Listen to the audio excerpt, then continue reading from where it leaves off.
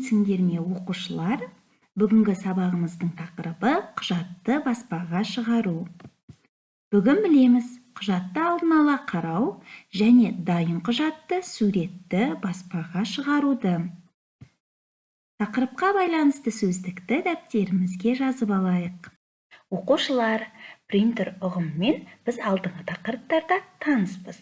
Принтер ақпаратты компьютерден қағазға басып шығару құрылғысы болып табылады. Қағазды баспаға шығару үшін принтерді жүйелі блокқа USB көмегімен жалғаймыз.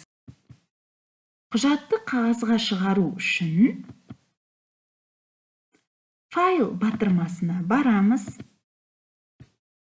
және де печать баспаға шығару батырмасын басамыз. Әрі қарай бізге шығару керек беттің номерін таңдау, яғни бет нөмірін көрсету, неше дана шығару керектігін көрсететін терезе шығады.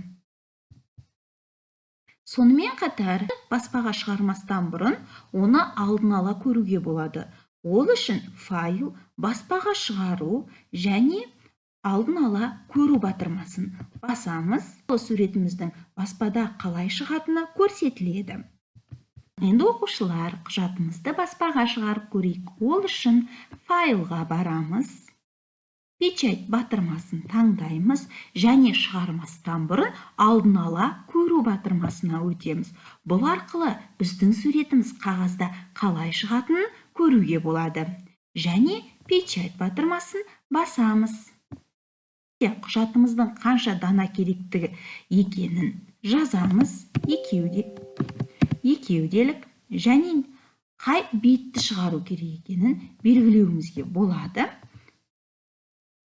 Одан кейін баспаға шығару батырмасын басамыз.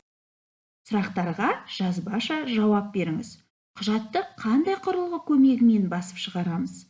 Құжатты қалай басып шығаруға болады? Суретті алдын ала қалай көруге болады? Бүгінгі сабағымыз аяқталды. Сау болыңыздар.